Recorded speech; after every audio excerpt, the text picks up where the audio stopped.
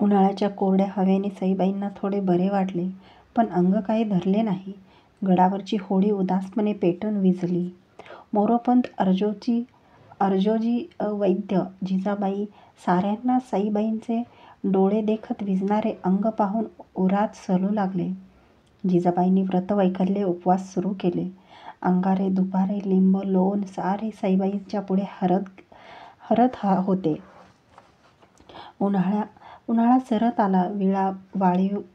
वळिवाचे ढग एक दोन वेळा आभाळाच्या पाठीवर आपले कडकणारे कोरडे ओढून त्यांच्या डोळ्यातून पाणी काढून घेतले. मृग जवळ आला. आभाळाचा ऊर दाटून आला. पावसाच्या सरीची पहिली टिपरी प्रतापगडावर तडतडली. गड वाऱ्याने गारठा कवटाळला. घोंगावत त्याने झाडांच्या पानभऱ्या फांद्यांना उलटपालटे करून टाकले. त्या वाऱ्याच्या थंडगार बोचऱ्या दौडी अंगावर उतरताच सईबाईच्या दुबळ्या कायेवर सरसरून काटा थरारला. त्यांनी अंथरूण धरले. राजगडाकडे राजांना खबर पोच झाली. सईबाईंनी सगळ्यांशी बोलणे टाकले. गडाच्या तटबंदीवर पाऊसधारा कोसळत होत्या. सईबाईंच्या मनात विचारलोट धावत होते. पाणथळावरील आपल्या लांबट घरट्याशी बया पक्षिणीने एकटेच किलबिलत बसावे, तसे त्यांचे मन स्वतःत शिरून फक्त राजांच्या आठवणीशी बातचीत करू लागले. केवढ्या उदंड आठवणी! मोहरून टाकणाऱ्या, शरमायला लावणाऱ्या, अभिमानाने ऊर भरून काढणाऱ्या, हुरहुर लावून हैराण करणाऱ्या, धावणीच्या घोड्याने पाठीवरचा स्वार दूर न्यावा तशा दूर नेणाऱ्या, तटबंदीवरून डोकावताना गरगरावे तशा भोवंडायला लावणाऱ्या, दह्याच्या कवड्यांसारख्या मधुर गोड चिराखादाणातल्या ज्योतीसारखा सतेज सुंदर दारुणी महलातल्या तक्तपोशीसारख्या निसूर निबर घरभरणीच्या लवंडल्या मापासारख्या ओसंडत्या उभार हिंदकळणाऱ्या मोतीलगासारख्या अस्थिर चंचल भवानीच्या भंडाऱ्यासारख्या उदात्त मंगल आठवणी. संकटांना एकमेकांची सावली पकडत चालण्याची उपजतच खोड असावी. सईबाईच्या दुखण्याने निकराचा जोर धरला आहे, ही खबर राजांना कळली. पाठोपाठ राजांना जेर करून चढे घोडियानीशी जिंदा या मुर्दा पेश करतो अशी कसम खाल्लेला आदिलशाही खान अफजल महम्मदपाशी फौजबंद होऊन विजापूरहून कूच झाल्याची खबरही त्यांना लागली.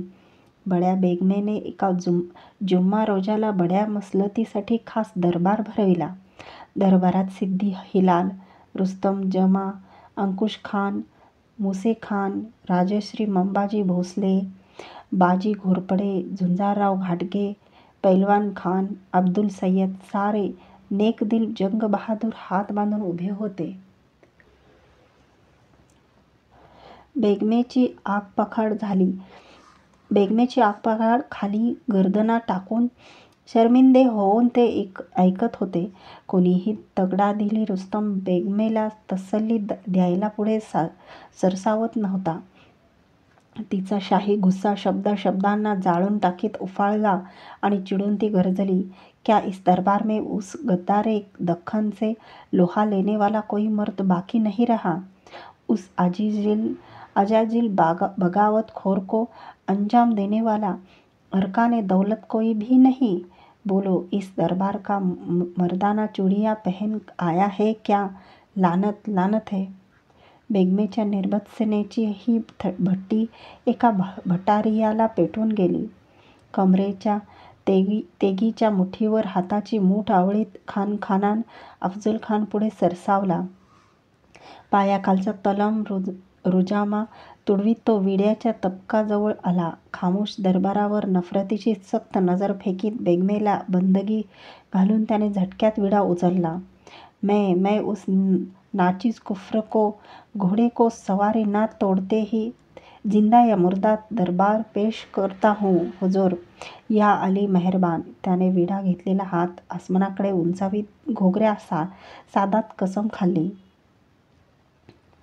आफरीन, अलहम्द अलिल्लाह, सुभान अल्लाह, मुरब्बा. चारही बाजूनी बेहोश चित्कार दरबारियात उठले. सगळ्यांना आपणच जणू अफजल खान असून तो विडा आपणच उचलला आहे असा गौर झाला. पण तकदिरीने त्या विड्यात कुणाकुणाच्या मौतीची सुपारी पेरून ठेवली होती हे ना बेगमेलांना, अफजलला, दरबारातील एकाही शमशेर जंगाला माहीत होते. खानाच्या खांद्यावर मर्तबाची खिल्लत चढली. शिरावर किताबांची बरसात बरसली. दरबार बरखास्त झाला. जुम्मा रोजाला एक मोठा मनसुबा खडा झाला. खुशीत दरबारी बाहेर पडले. त्यांना माहीत नव्हते या जुम्म्याच्या पाठीमागे एक दख्खनी शनी लागला आहे आणि त्याचे नाव आहे सिवा. 20,000ची हत्यारबंद कडवी फौज, 80-90 मोठ्या तोफा, 300 लहान तोफांचे खटारे, हजारभर उंटांची काफिला, 60-70 झुलते हत्ती असा दाबजोर लवाजमा खानाने बरोबर घेतला. निशाणाच्या हत्तीवर चांदतारा चढवून अफजल खान महमदशाही निघाला. एका सूर्याला ग्रासण्यासाठी, बत्तशिकणी करण्यासाठी, शिवाजीचा कुफ्र तोडण्यासाठी. अफजल म्हणजे सर्वात सुंदर, सबसे अच्छा. खरंच तो केवढा अच्छा होता. फर्जंद शहाजी राजे भोसले यांच्या हातात हातकड्या जखडून भरल्या विजापुरातून यानेच त्यांची शरमिंदी धिंड काढली होती. कनकगिरीच्या वेढ्यात शिवाजीराजांच्या दादा महाराजांना, संभाजीराजांना दगा देऊन यानेच मरणाच्या दारात नेऊन सोडले होते. कस्तुरी रंगाला मैत्रीच्या भेटीसाठी बोलावून धोक्याने यानेच त्याच्या चिंधड्या उडविल्या होत्या. कल्याणीच्या वेढ्यात शहजादा औरंगजेबाला सही सलामत सोडल्याबद्दल सेनापती खान अहमदला मक्का दरवाजाच्या कत्ल करण्याचा डाव यानेच रचला होता. असा हा सबसे अच्छा खान आता सबसे अच्छा काम करायला निघाला. सह्याद्रीच्या गुहेत हात घालून एका सिंहाची आयाळ धरून बाहेर खेचण्याची कसम खाऊन. खान कसाही चालून आला तरी त्याचा तळ वाईलाच ठाण होणार हे राजाने हेरले. आता साईबाईंना प्रतापगडावर ठेवणे धोक्याचे होते. राजाने जिजाबाईंना निरोप धाडला. सारा कबिला प्रतापगडावरून राजगडाच्या पायथ्याशी हलविण्याचा मनसुबा कळविला. सरत्या मृगाच्या सरी अंगावर घेत भोयांनी जिजाबाई, सईबाई यांचे मेणे प्रतापगडावरून खाली उतरवले. एका मेण्यात 2 वर्षाचे शंभूबाळ आणि धाराऊ बसली होती. आता शंभूबाळ चांगले बोलते झाले होते. आपल्या चौकस सवालांनी ते धाराऊला हैराण करीत आले होते. कपाळावरचं शिवगंध अडवच का? धारकरी आपल्या डाव्या बाजूलाच तलवार का बांधतो? भाल्याच्या एका टोकालाच पाते का? घोड्याच्या टापांनाच नाल का ठोकायचे? बिचारा धाराऊला त्याच्या एकाही सवालाचा जाब देणे सुधरत नव्हते. तिच्या मुलांपैकी एकानेही तिला असे कधी एवढे हैराण केले नव्हते.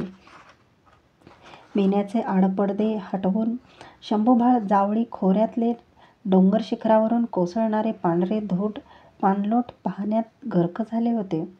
त्या कोसळत्या पाणलोटांची त्यांना गंमत वाटत होती. त्या पाणलोटांना कोणी रोखू धजत नव्हते. त्यांचे अंतरंग सफेद होते.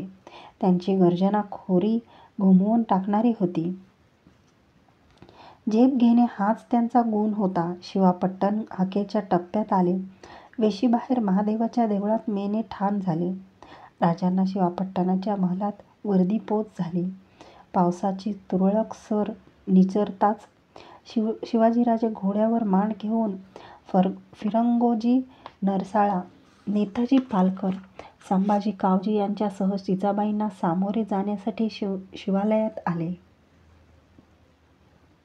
जिजाबाईंचे पाय शिवून राजांनी देवदर्शन घेतले. जिजाऊ नेहमीसारख्या हसत राजांशी बोलल्या नाहीत. त्यांनी फक्त सईबाईंच्या मेण्याकडे हाताच्या बोटाने इशारत केली. जडावल्या पायांनी मेण्याजवळ जात राजांनी पडदा दूर सारला. आतल्या मऊ बिछयातीवर त्यांच्या कैक आठवणीचा फक्त एक तकत्या जीवाचा सांगाडा तक्त्या जीवाचा सावळा सांगाडा होता. मिटल्या डोळ्यांच्या झिजल्या सईबाईंना पाहताच राजांचे निमुळते सूर्यपेट डोळे थिजून पानगार झाले. लाल महालात घरभरणीचे माप लवांडून आलेल्या पोरवयाच्या अजाण सईबाईंची मूर्ती त्यांच्या डोळ्यासमोर खडी झाली.